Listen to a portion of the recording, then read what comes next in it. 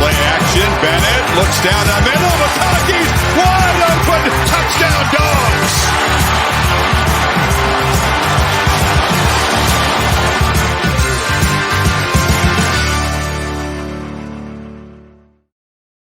And the Don is one of the reasons why these Michigan fans are excited. Hello, my name is Colin Bashnigo. I didn't really do a good intro for the Georgia video because, of course, it ended up changing, but I have a better plan for this one. So with that being said, guys, make sure you like and subscribe. We are going to talk about the Michigan Wolverines. We're going to start by talking about the players leaving for the Michigan Wolverines in this video. Now, we're going to start with the key departures, the guys who moved on to the NFL specifically. You lose DJ Turner, one of your lockdown corners. We'll talk about that room in a little bit. You also lose Luke Schoonmaker at the tight end position. Not a position I'm particularly concerned about. Mozzie Smith, Mike Morris leave that defensive line, as well as your offensive linemen, Olu Oluwatimi and Ryan Hayes, an offensive tackle. Ronnie Bell is the wide receiver who left, joining Schoonmaker as one of those weapons in the skill positions. And then Jake Moody and Brad Robbins are gone to the NFL draft, meaning that you got to replace both of your secondary players if you're a Michigan fan, or secondary special teams players, your kickers. Right now, it's looking like Tommy Doman is going to take the bulk of the reps in both punting, kicking, place kicking, all of it. But you got Adam Samaha, who's a freshman coming in there, and Charlie Menser, who's also a potential to be the punter.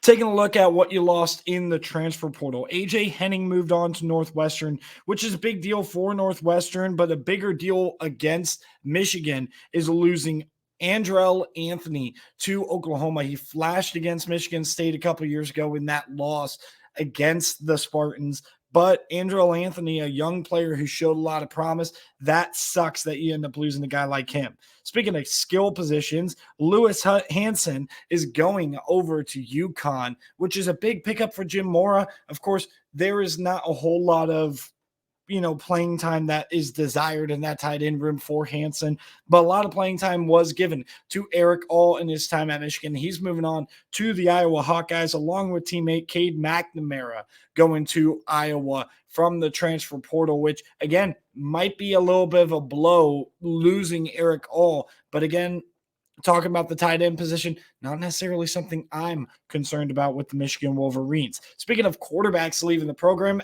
Alan Bowman is going to try to get his shot as a starting quarterback potentially at Oklahoma State. We're just going to have to see that. Oklahoma State preview is going to come, and we'll talk about that quarterback battle when that time comes. But that is definitely a very interesting thing to talk about with two quarterbacks leaving the room. We'll talk a little bit more about that quarterback room moving forward. Taking a look here on the defensive side, starting really in the secondary with RJ Moten, a guy who had started and played a lot, but a guy who never really impressed me too much. However, I do worry a little bit about the safety position and the secondary's depth. So losing a guy like RJ Moten might be a big deal. Talking about front seven players, Deuce Spurlock, more of a depth piece, ended up leaving, but you lost a guy who did play a little bit in Nakai Hill-Green. Now, Nakai Hill-Green was definitely not a starter. He's not better than Michael Berry. He's not better than Junior Colson. And, you had some younger guys and transfers. We'll talk about that in a second, pushing him kind of out of the program here. Other front seven players that are leaving is Iabi Oki going to Charlotte, which is interesting because I thought Oki kind of flashed a little bit. It would be fun to see him play at Charlotte in the American Athletic Conference to see how well he does there. Taylor Upshaw leaving for Colorado. That's a big get for Dion. I think he probably was the best overall player that hit the portal, maybe outside of Eric All. Out of this Michigan, I mean, it's either him, Eric All, or Andrell Anthony. And then you could talk about Cade McNamara a little bit. Then you continue with this front seven with George Rooks moving on to Boston College. Overall, just making sure I didn't miss anybody. Yeah, overall, You lost some decent depth pieces, and I'm a little bit concerned about the secondary, but you did not lose much in the transfer portal. We'll also talk about the wide receiver room here in a little bit. Guys, you got guys that you brought in from the transfer portal. We are not talking about true freshmen here who are going to make an impact, which, by the way, I don't really see, as Michigan didn't have the best class last year in recruiting. I don't really see that potential for freshmen, true freshmen, making big impacts for the Michigan Wolverines this year. But nonetheless, transfers in. You start with cornerback Josh Wallace from UMass, played in the Don Brown system, was a starter out there, very productive. He's definitely a good depth piece and potentially battling for that starting cornerback spot that we'll talk about here in a little bit. James Turner is a kicker that you're bringing in from Louisville, who's also going to try to challenge Tommy Doman to see if he can get maybe the place kicker or kickoff specialist role. We'll see how that all plays out, but that was a big getting James Turner, who is probably going to be your field goal kicker. And I kind of forgot about him when talking about the departures because, of course, transfer portal had him sorted in a different area than I did Tommy Doman. Next up, we have A.J. Barner, the Indiana tight end, adding depth to the room. I think him paired with Colson Loveland, great one-two punch, definitely makes up because A.J. Barner, though he was on a bad team, was not a bad player. Same thing with Deshaun McCullough, which we'll talk about Oklahoma at another day. You also bring in Indiana quarterback Jack Tuttle. I feel like this is more of the graduate I want to learn type of role, but it looks like Tuttle might just be the backup quarterback. You have Davis Warren, you have Alex Orji, and a lot of fans are a little bit excited to see what Alex Orji can bring, a younger player, but certainly what we are preparing for now is if J.J. McCarthy doesn't leave for the NFL and he starts in 2024, this quarterback room gives them a year to develop Jaden Davis. And based on what I've seen from Jaden Davis, he's got a lot of raw tools. He's got a lot of ability. He needs a little bit of time. Right? So if you can get the quarterback room right, that would be great. So either Alex Orji is the guy that can start and be a filler, or JJ McCarthy stays for a fourth year.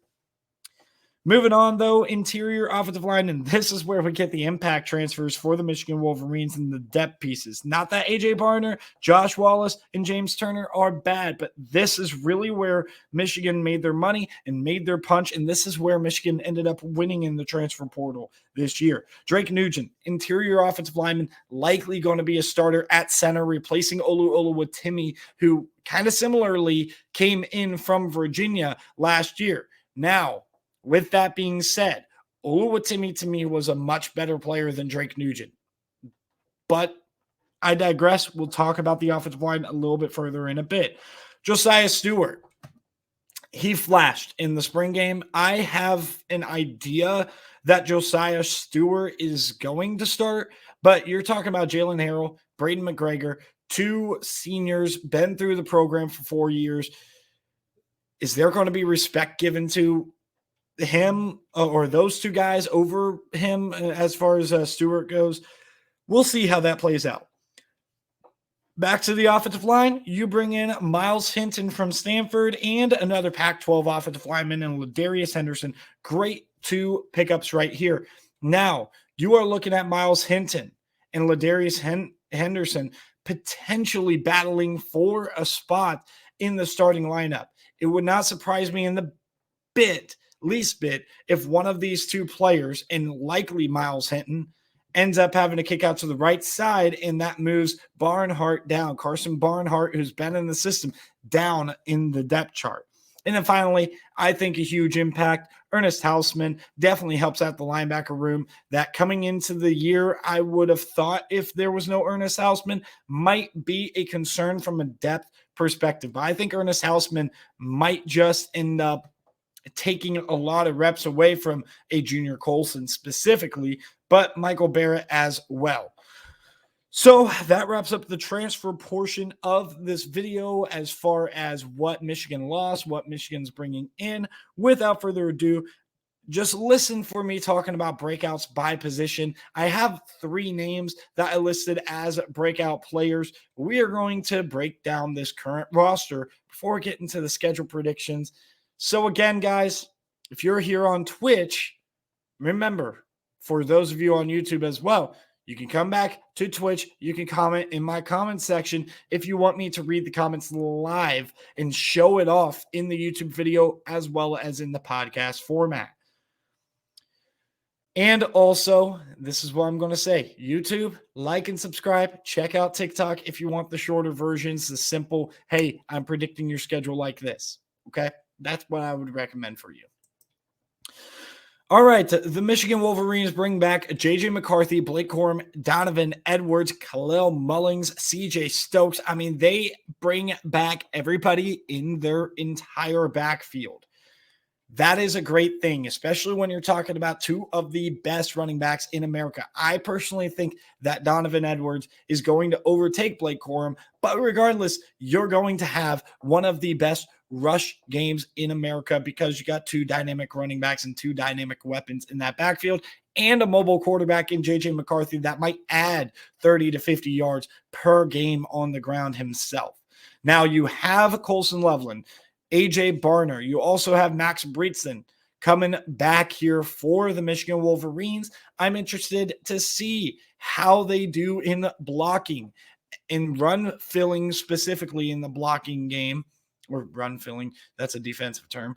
Run blocking specifically for these tight ends. AJ Barner, Colson Loveland, and Colson Loveland as a true freshman did struggle a little bit with the blocking aspect of being a tight end.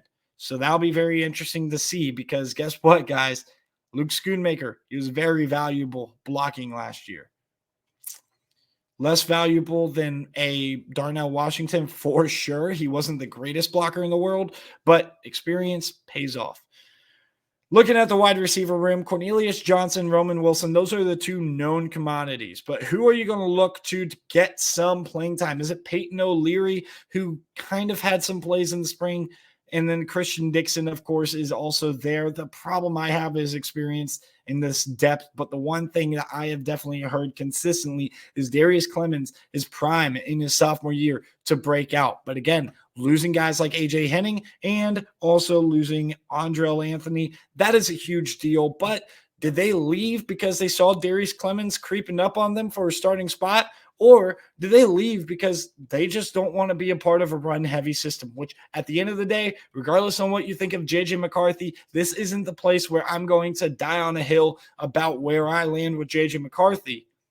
You have to admit that Michigan is a run-first offense, and maybe they just want to open it up a bit. I'll save the Northwestern and Oklahoma previews for later to where that might make sense, because to me, both of those moves, Andrell Anthony to Oklahoma and AJ Henning to Northwestern, makes some sense for sure. Taking a look at this offensive line, what do we have in store? Well, Zach Zinter came back. I talked about those three transfers. Two of them are tackles between Barnhart, Henderson, Hinton. Two of those three guys are going to be starting at tackle positions. The interior is very strong with Trevor Keegan, Zach Zinter, as I mentioned, and Drake Nugent likely going to start at center. This Michigan offensive line, I said that I think Georgia's is better because I think they're more talented. The 4 of the 5 that we know about at Georgia, more talented than anything Michigan has to offer. And the other thing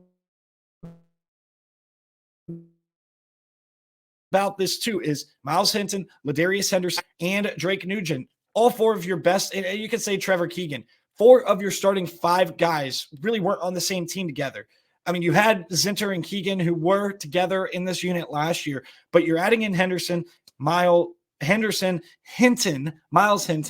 and Nugent from the transfer portal. And at least 2 of those guys are going to start in your starting 5, which is what concerns me about Michigan a little bit. Not sure if they're going to gel as well.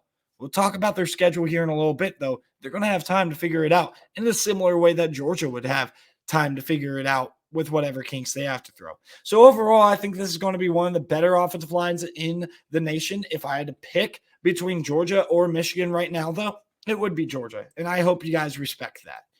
With that being said, let's talk about the defense. And the reason why Josiah Stewart is just penciled in as a guy who could potentially start is because you have senior Braden McGregor. You have senior Jalen Harrell. Now, I really like Jalen Harrell.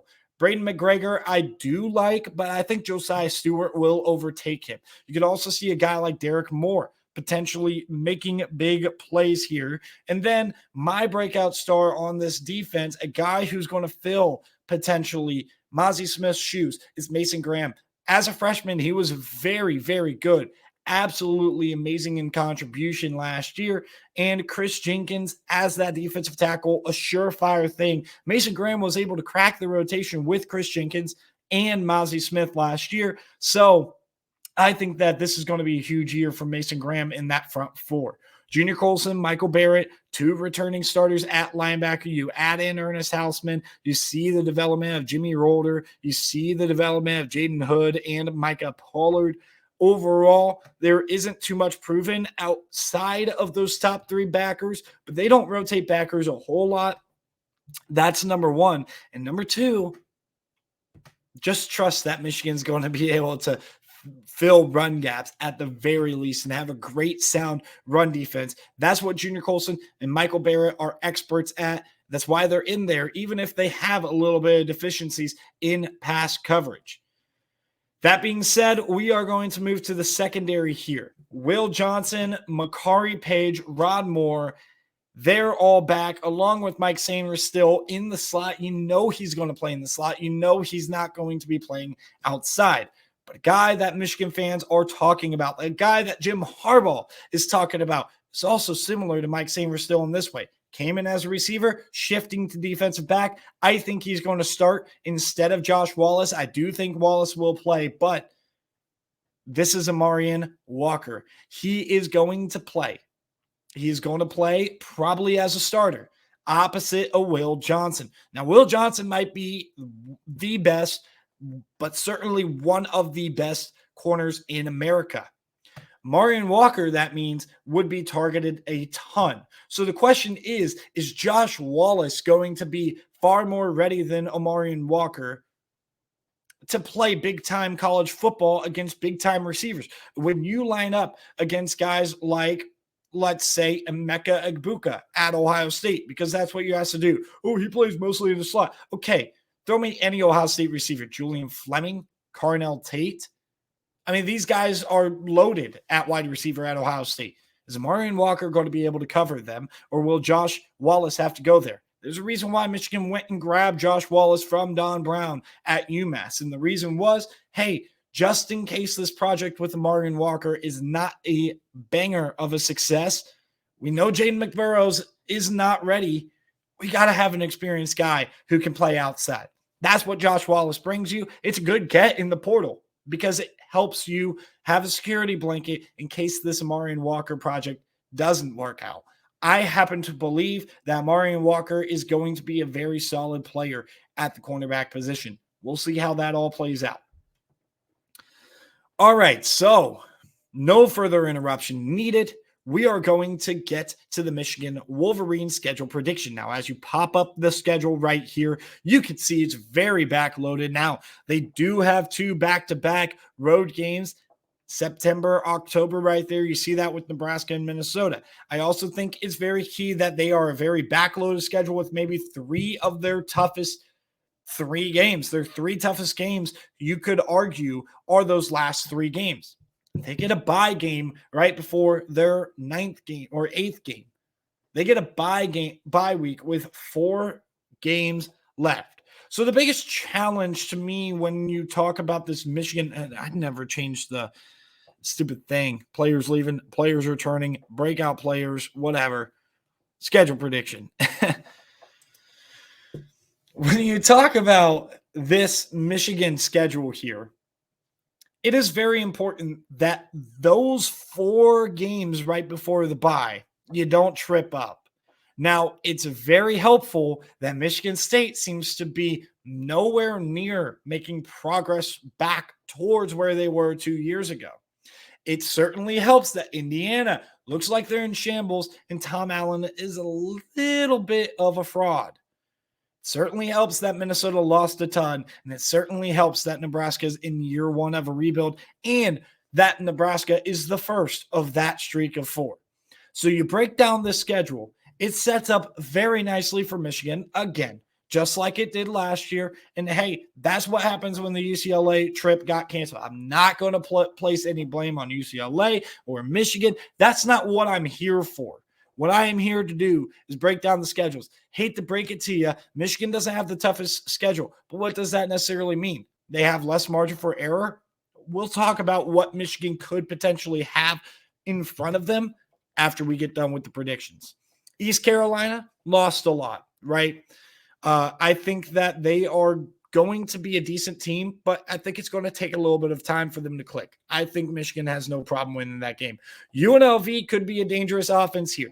First year under Barry Odom, and, initially he hired Bobby Petrino, who got hired away to Texas A&M, and I think that was a good move for A&M to make if Jimbo does let him get the freedom that he needs. That being said, there should be no problem here. I think that UNLV defense will be much improved under Barry Odom. I think they will have the athletes to compete in the Mountain West from a defensive and offensive perspective, but not with Michigan. Bowling Green, much improvement in the last year. I'm wondering if they're going to take a step back or not. We'll talk about Bowling Green when we talk about the MAC preview, but I don't think Bowling Green stands much of a shot in the big house. So those 3 out of conference games, easy 3-0 if you ask me. We talk about Rutgers at home. No, I just don't see it with Rutgers. A lot of people are saying, oh, Rutgers might jump on people this year. Well, it won't be Michigan on September 23rd in the big house for sure. Nebraska could be tough. You get back-to-back road games out west at that cross-division play right here. 5 road games in conference is never easy. And Ohio State has to deal with the same thing. My Buckeyes have to deal with the same thing, Michigan.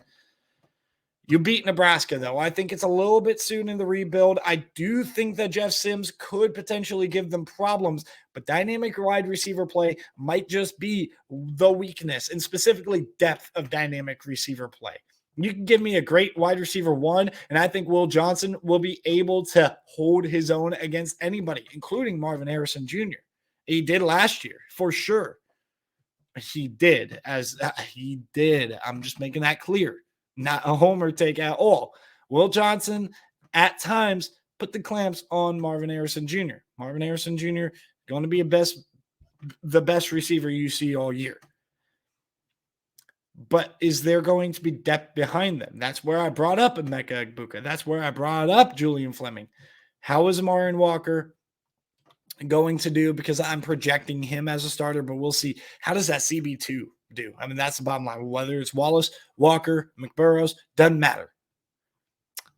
I don't think Nebraska has the depth at receiver, and I know for a fact that Minnesota does not have the quarterback play in Kalimakis to be able to pull that off as well. It's 2 matchups that work in Michigan's favor. If you get caught sleeping, though, and you can't move the ball against either of these teams, Minnesota might have a solid defense. Nebraska might be much improved on defense, even without Ernest Hausman.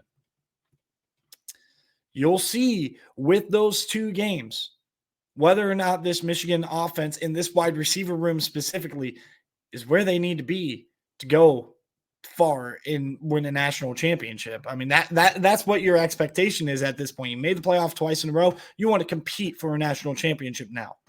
Indiana, that's going to be a win. Indiana is the worst team in the Big Ten. At Michigan State, I just got over talking about Michigan State being a disaster. Easy win right there, even though it's in East Lansing, even though it is going to be maybe a little bit chilly and Michigan State can muck it up a little bit. This is going to be a dub. So you go into your bye week undefeated. I think, again, those 2 road games back-to-back might be a little bit of a challenge, but nothing compared to what you face after you beat Purdue. Purdue, I have respect for Kevin Walters. I have respect for what they're trying to do. I don't think it's going to work out great against the big dogs in the Big Ten. At Penn State, at Maryland versus Ohio State. If they can just win 2 of these 3, that I think will be enough. Because let's say Nebraska surprises you and they're ranked. If one of the 2 between Nebraska and Maryland surprises you and they're ranked, Michigan has a resume where if they beat 2 of these last 3 opponents, they would likely have wins against at least 2 ranked opponents, right, on the road, and then Ohio State to end the year. You lose to Penn State, though. And here's my logic behind losing to Penn State. I predicted Penn State beat you last year. I predicted Penn State the year before, okay? So one of these years, it has to happen. If it's not going to happen this year, I'm out on James Franklin. I'm out on this. But the bottom line is this, right? They're going to be able to run the ball a lot better. Their offensive line improved drastically last year, and I expect it to improve even more into this year. Fashion News, one of the best offensive linemen, probably the best offensive lineman in America. And Nick Singleton, Katron Allen, very dynamic, and adding Trey Potts to that mix, very dynamic running back room that Penn State has. Not super deep, though. You got to watch out for injury this late in the year. That's what could potentially correct this. But you also have maybe the best secondary in America in Penn State. It's either them or Alabama right now. I'll tell you that. You have either Penn State or Alabama as the best defensive backfield in America. And Penn State is going up against a wide receiver room that I still do not trust and I do not think is deep enough. I don't know if Michigan's going to be able to score unless they run the ball down Penn State's throat again. I don't know if they're going to do that. They easily could. And this game could go the other way because of that. But I think if Penn State can hold their own at the point of attack at the line of scrimmage, Penn State's going to win this game. And it does not have anything to do with Drew Aller in this pass game, which I think will be better than the pass game Michigan brings because of the receiver room that Michigan has. At Maryland, though, I think you're going to split those. So if you beat Penn State, you go on the road, you lose at Maryland the week before Ohio State. But again, you got to make sure that you are up for this game, okay? Because the bottom line is this. You cannot let Penn State beat you twice, because then it won't matter if Ohio State beats you or not, Michigan. You, at the end of the day, are going to choke away a Big Ten East if you let Penn State beat you twice. And if you get caught looking ahead to Ohio State. Maryland's not going to have a great record at this point, in my opinion. We'll talk about Maryland at this point. But if Maryland limps in there at 6-4 or 5-5, and you take them lightly, and they have a healthy quarterback, they gave you a game last year in the Big House. Watch out. I have you winning that game. And until proven otherwise, this is the first time, I think, in my life, but certainly in the last 2 years, though Michigan has won. We started loudmouth 2 years ago. Michigan won both games. I predicted Ohio State in both of them. I predicted Ohio State week of. I predicted Ohio State preseason. I love my Buckeyes. You see it right now. I'm not going to predict it to happen. If I'm wrong about something, this is what I want to be wrong about. So, big picture, what does this mean? Michigan, 11-1, 8-1 Big Ten East, and it just depends on whether or not Penn State beats Ohio State or not. Penn State could drop another game other than Ohio State. You guys can wait until we either hit the Penn State or Ohio State prediction for you to see whether or not Michigan is going to win that Big Ten East. Okay? But the bottom line is this. Michigan, outside of Penn State, losing 2 games in conference. That's the only way Michigan can get there. Now, here's also the other thing that could absolutely throw us in a tailspin. 11-1. Let's just talk conference record. Let's not even talk about out of conference, just in case Ohio State loses to Notre Dame, because Penn State's not losing to anybody out of conference. We could potentially have a repeat of 2016. Three-way tie. Actually, no. There was no three-way tie because Michigan lost twice. Ohio State lost once. Penn State lost once. So Penn State got the head-to-head tiebreaker over Ohio State, went to Indianapolis. So we could, for the first time in history of this conference, get three-way tie with one loss. If Ohio State loses to Michigan but beats Penn State, if Penn State beats Michigan but loses to Ohio State and just Ohio State, and Ohio State just loses to Penn or Michigan in conference. Three-way tie, who goes? It's going to probably depend, if I had to guess, on the final CFP poll. Final CFP poll will determine it. Potentially. I mean, I don't know how they would determine it. Common opponents, Western draw. It beats me. Coin flip, it beats me. So that being said, long-winded and going to be a fun season here coming up for the Big Ten East, because guess what? You have Maryland, who could throw a wrench into everybody's December, what would that be? December 4th or 3rd plans, or whatever date that is. I don't really care. I think it's 2nd, actually. I don't remember. But regardless, I'm going to stop yapping on about that. The Big Ten East is going to be very interesting. So with that being said, guys, make sure you like and subscribe. Check out TikTok. Thank you guys for tuning in. Check out Tyler Isley Ellison on YouTube, and check out Live on Sports, our main network. We'll see you guys next time. Have a good one.